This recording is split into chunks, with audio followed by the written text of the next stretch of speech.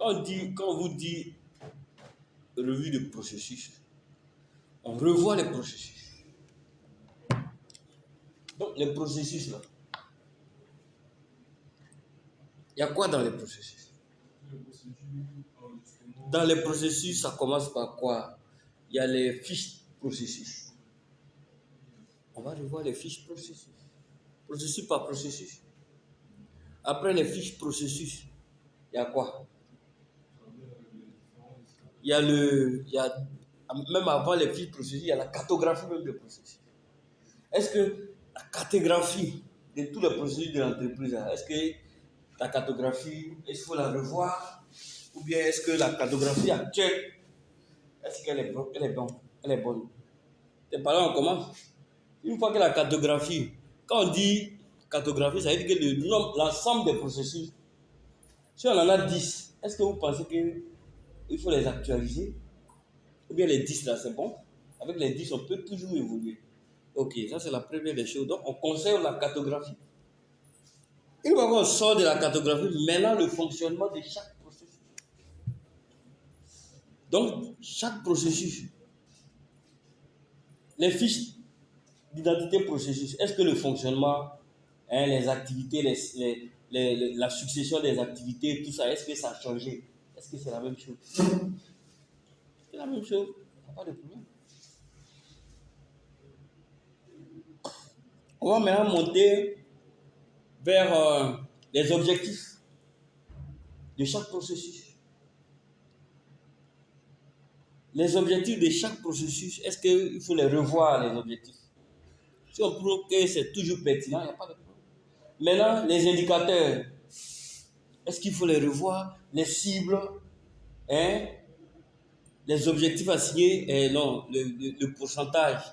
C'est-à-dire que si on devait atteindre peut-être 80% et autres, est-ce qu'il faut revoir tout ça là? Est-ce que les indicateurs sont toujours pertinents? Maintenant, les procédures.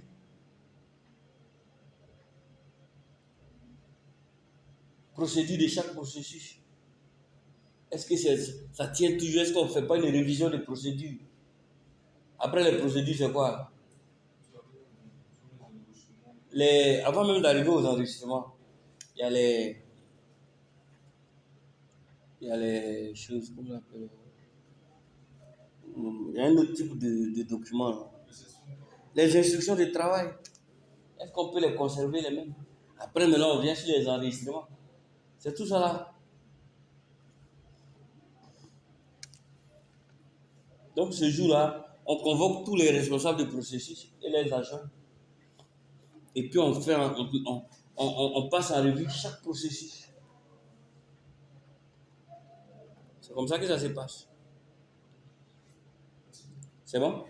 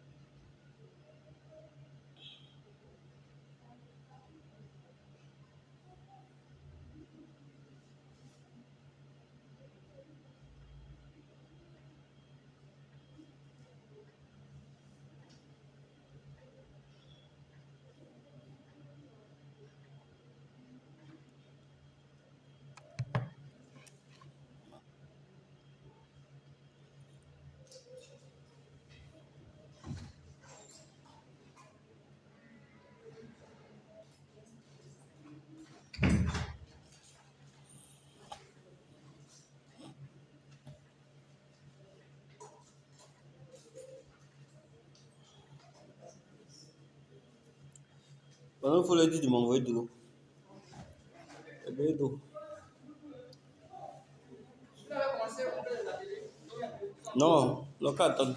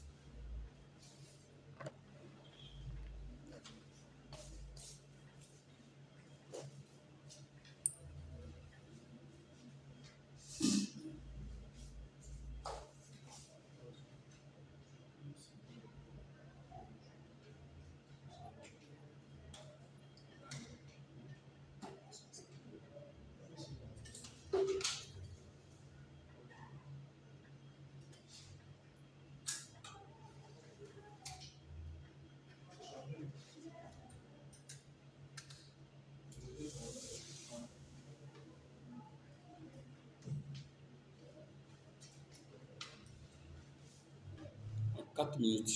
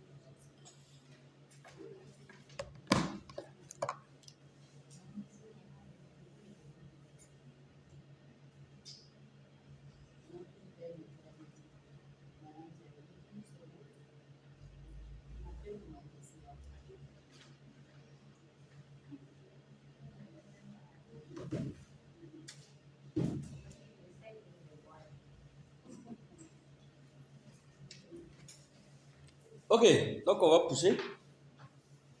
Donc, deuxième principe.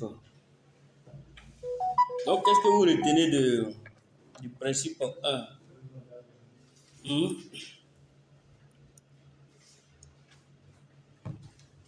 Qu'est-ce que vous retenez du principe 1? Le principe 1 d'abord, c'est quoi? Vous savez, quand moi je fais mes cours là, je fais de sorte que le peu là puisse rester dans votre tête. Et nous tous, on est ici, on est des adultes. À la maison, on a des enfants. Ouais, ah, ouais, ouais, ouais. Au village, on t'appelle. On n'a plus le temps d'étudier comme les gens qui ont le temps au lycée ou bien à l'université.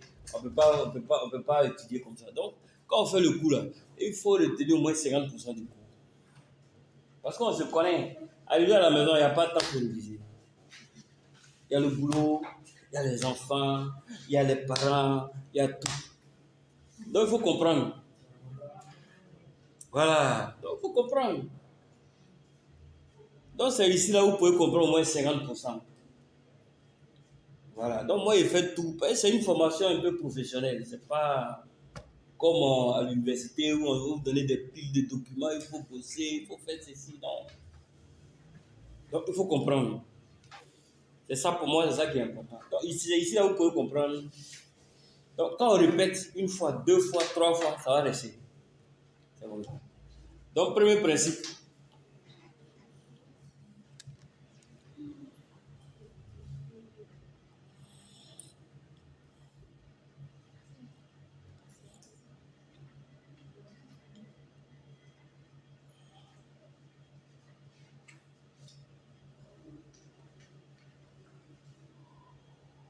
Premier principe, ça doit être automatique.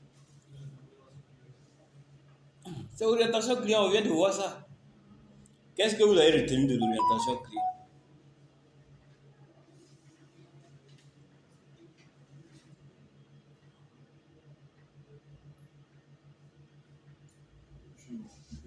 Le système doit au moins satisfaire les exigences. Au moins. Bon, pas au moins, il doit satisfaire les exigences du client et aussi prévoir aussi les exigences aussi à venir. Un petit mot. Satisfaction de la clientèle. Ça veut dire que la norme ou bien dans le principe dit que tout ce qui est qualité, c'est son premier objectif. Comment faire pour satisfaire les clients? C'est tout. Donc, pour pouvoir satisfaire les clients, qu'est-ce qu'on peut faire? On peut identifier les clients d'abord, identifier leurs besoins et leurs attentes. Ça va? Donc, pour ça, on fait des enquêtes, des satisfactions, tout ça. Et puis, tout ce qui peut empêcher de satisfaire les clients, il faut identifier ça. Que ce soit au niveau des parties intéressées pertinentes. Donc, pour ça, il faut que les parties intéressées pertinentes soient aussi prises en compte. Parce que si elles ne sont pas satisfaites, ça va impacter sur la satisfaction des clients. Les risques et les opportunités aussi qui peuvent empêcher que les clients soient satisfaits, il faut aussi les identifier. Hein? C'est tout. Ça, c'est en deux phrases, vous avez fait ça, là, vous avez compris l'orientation. Il n'y a pas besoin d'aller bosser des trucs, comprendre, c'est tout. Terre à terre. Dans votre propre français ou bien, c'est tout. Ça reste. Leadership. Leadership.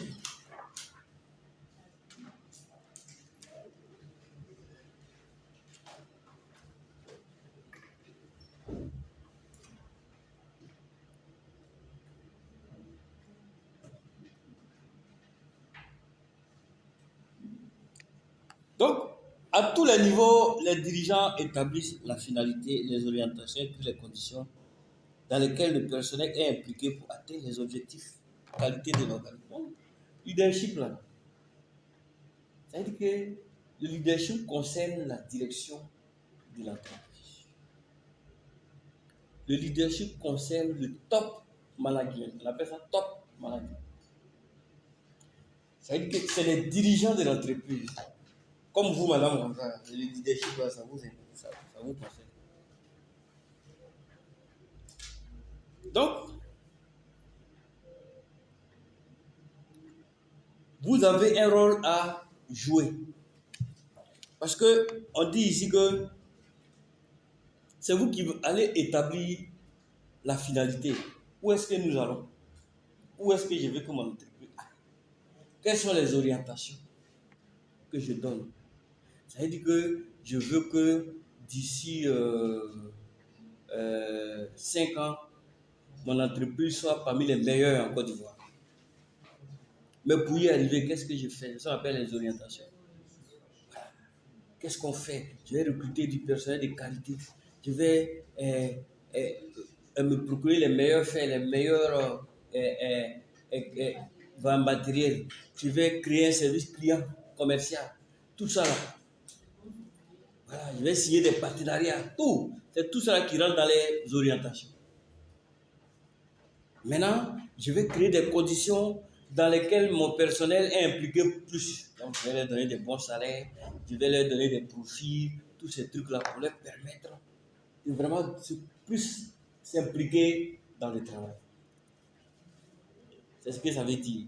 Mais ça, tout ça, ça dépend de vous. Voilà, ça dépend de vous. C'est vous qui donnez les orientations. Hein? Et c'est vous qui avez la finalité, voilà, en tant que dirigeant. Leadership. Le top management. Top management. Ça veut dire que le top management, c'est vous.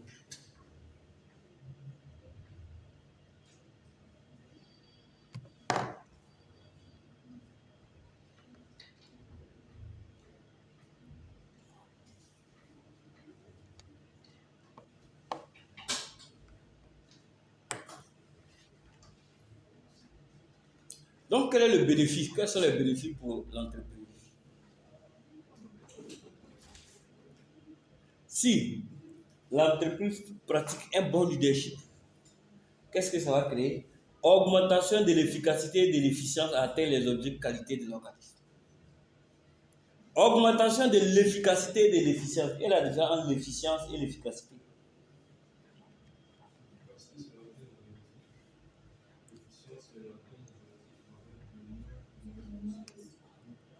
Donc, l'efficacité, c'est d'atteindre les objectifs qui sont fixés dans le temps. On dit on doit construire 100 villas en 2 ans avec un budget de 1 milliard. Si c'est ce que vous avez planifié, vous avez fait construire ces 100 villas avec 1 milliard en 2 ans, vous êtes efficace. L'efficience, cette année-là, on n'a pas les 1 milliard. Le budget qui est là, c'est 800 millions. Mais on doit construire avec les 800 millions, les 100 villas, mais dans le même délai.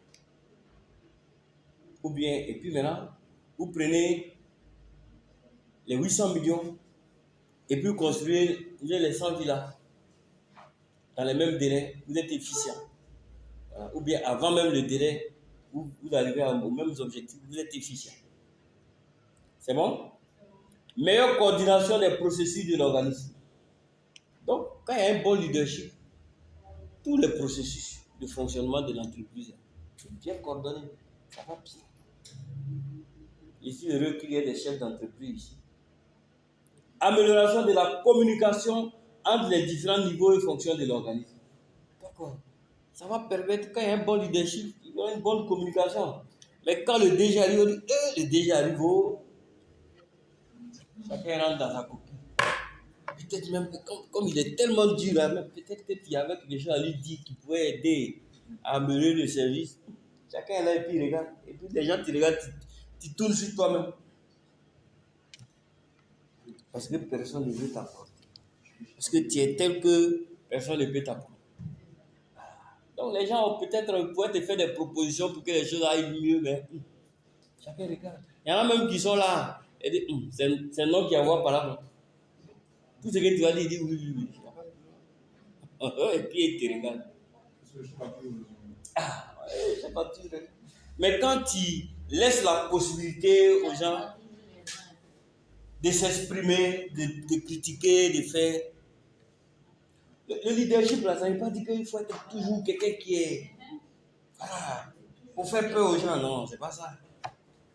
C'est pas ça. Ceux qui pratiquent ce genre de leadership, là, c'est une erreur. Il faut être ouvert. Mais il y a des choses, il ne faut pas aussi être trop. Pour que les gens ne te respectent pas. Il y a certaines choses que tu limites. C'est toi le chef. Mais de temps en temps, tu descends dans l'arène pour voir un peu comment les choses avant, ainsi de suite. Quand tu es dur, d'ailleurs, on va pas te dire la vérité. Voilà. Et puis, moi, celui qui a fait, c'est comme ça, on a commencé le projet là. Mais la dame était dure.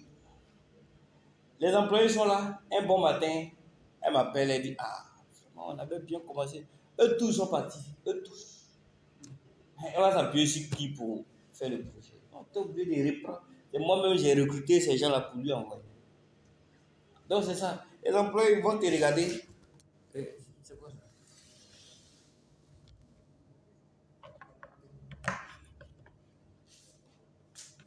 C'est débranché.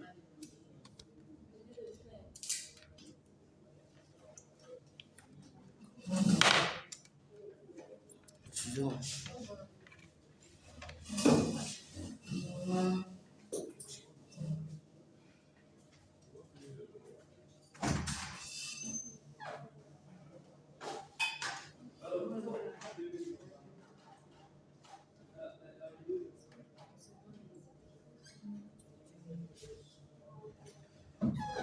Donc ils vont te regarder. Ils vont pas parler un à un. Et ils ont un pour matin. On va les prendre à zéro encore. C'est ça. Donc le leader, dans les grandes entreprises, vous allez voir, le DG, si on vous dit que c'est le DG qui est là, tu ne sais pas quoi. Il est confondu. Et c'est comme ça que les blancs font. Mais ça ne veut pas dire que les gens ne les respectent pas. Les gens les respectent. Parce qu'il y a des limites qu'eux-mêmes ne dépassent pas. Ils descendent dans l'arène, vous voyez comment les employés sont, comment les choses vont. Et puis bon, ça donne à chacun de pouvoir se surpasser. Le DG qui vient et puis, bonjour, ça va? Il rentre dans son bureau. Il est assis là-bas. Non, appelez-moi le comptable, appelez-moi le. Le DG vous appelle et chacun tremble. Il va me dire quoi aujourd'hui encore? Les gens sont sur le qui-vive. Quand c'est comme ça ne peut pas marcher. Alors, le fil là, j'ai touché et puis bon.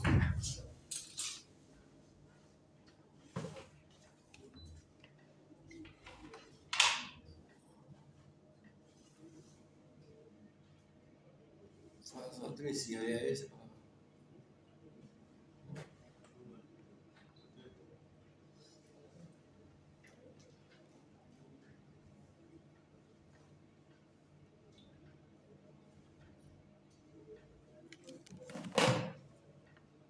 Ok.